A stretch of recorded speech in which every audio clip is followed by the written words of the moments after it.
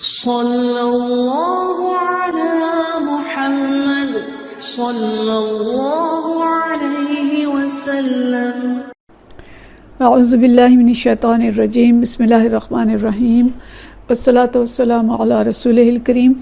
بخاری شریف باب مواقیت الصلاۃ، اور جو باب ہم نے پچھلی دفعہ پڑھا تھا وہ تھا فجر کی نماز کے وقت کے بارے میں۔ فجر کی نماز کی فضیلت ہم نے دیکھی تھی، اور اس میں بہت ساری چیزیں ہم نے دیکھی تھیں۔ مجھے امید ہے کہ انشاءاللہ سننے والوں کو یاد ہوں گی۔ آج جو حدیث ہم پڑھیں گے ان میں زیادہ تر جو فجر کا وقت ہے اس کے بارے میں بحث کی گئی ہے، اور اس کے بعد جو حدیث ہوں گی وہ فجر کے بعد نوافل پڑھنے کے بارے میں۔ تو باب کا عنوان ہے وقت الفجر، کہ نماز فجر کے وقت کا بیان۔ حدیث ہے 550، اور یہ حدیث جو ہے حضرت زید بن ثابت رضی اللہ تعالیٰ عنہ سے روایت ہے۔ ان زید بن ثابت حدثہ، زید بن ثابت بیان کرتے ہیں انہم تسحروا مع النبی صلی اللہ علیہ وسلم، کہ ہم نے نبی کریم صلی اللہ علیہ وسلم کے ساتھ سحری کھائی۔ ثم قاموا الی الصلاۃ، پھر نماز کے لیے کھڑے ہو گئے۔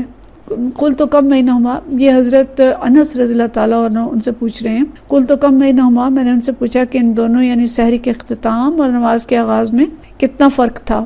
قال قدر 50 اور 60 یعنی آیا، کہتے ہیں کہ 50 یا 60 آیات کی تلاوت کا فرق تھا۔ یہ حدیث جو ہے یہ رمضان شریف میں نماز فجر پڑھنے کے بارے میں ہے، اور حضرت زید بن ثابت رضی اللہ تعالیٰ عنہ نے یہ واقعہ بیان کیا کہ نبی کریم صلی اللہ علیہ وسلم ایک دن جب انہوں نے ان کے ساتھ سحری کی اور سحری کے بعد نماز کے لیے کھڑے ہو گئے، یعنی جلدی کھڑے ہو گئے، تو حضرت انس رضی اللہ تعالیٰ عنہ نے پھر ان سے پوچھا کہ اچھا جلدی کھڑے ہوئے تھے تو پھر بھی کتنا فرق تھا سحری کھانے اور نماز کے لیے کھڑے ہونے میں، جماعت کھڑے ہونے میں؟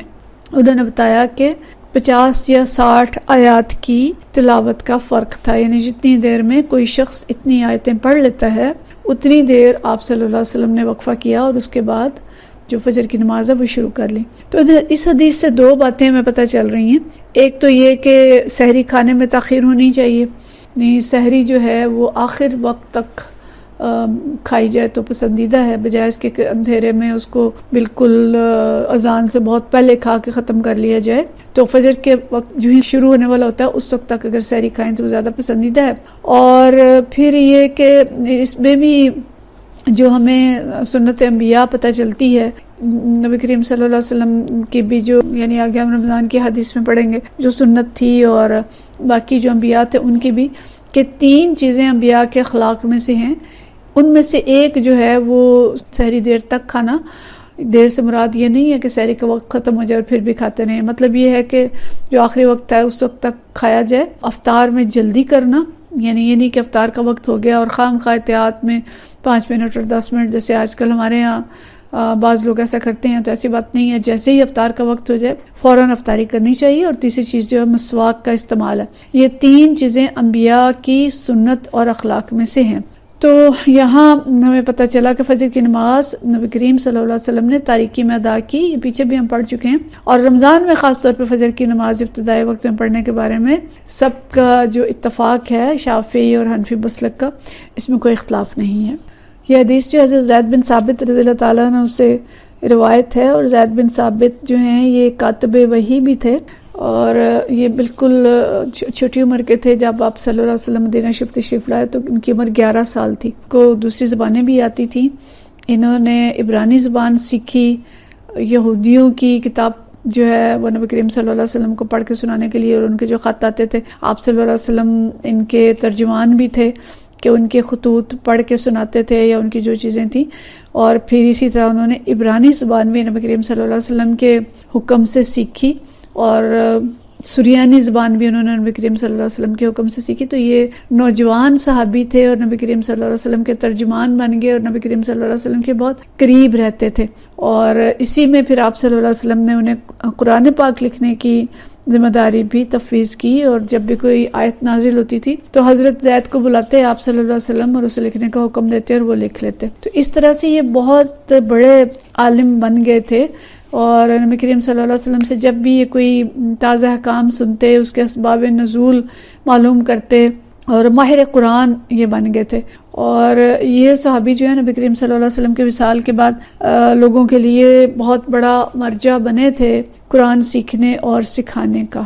اور چونکہ نوجوان تھے اس لیے بعد میں بھی یہ دیر تک مسلمانوں کے درمیان رہے اور لوگ ان سے دیر تک علم حاصل کرتے رہے. بہرحال یہ بس آپ کے علم کے لیے اور بھی چیزیں تھیں، لیکن میں نے سوچا کہ حضرت زید بن ثابت کے بارے میں تھوڑا سا بتا دوں کہ بہت بڑے عالم تھے یہ، اور نبی کریم صلی اللہ علیہ وسلم ان پر بہت اعتماد کرتے تھے. اچھا، اگلی حدیث ہے 551، یہ بھی اسی طرح کی حدیث ہے اور انہی سے روایت ہے. یہ حضرت انس رضی اللہ تعالیٰ عنہ عن انس بن مالک ان النبی صلی اللہ علیہ وسلم و زید بن ثابت تسحر.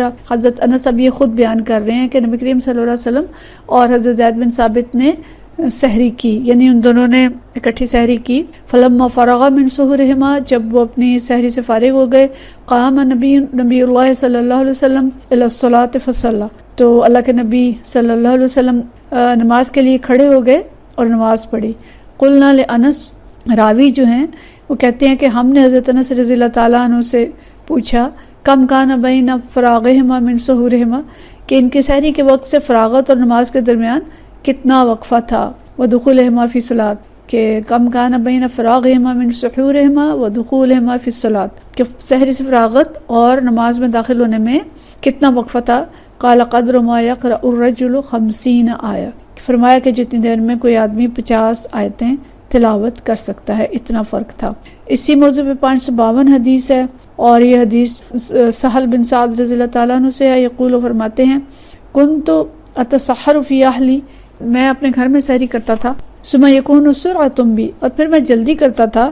ان ادرک صلاۃ الفجر مع رسول اللہ صلی اللہ علیہ وسلم، کہ میں رسول اللہ صلی اللہ علیہ وسلم کے ساتھ جا کے فجر کی نماز ادا کر لوں. مطلب کیا ہے کہ ان کا گھر تھوڑے فاصلے پہ تھا اور وہ چاہتے تھے کہ نماز جا کے میں مسجد نبوی کے اندر پڑھوں.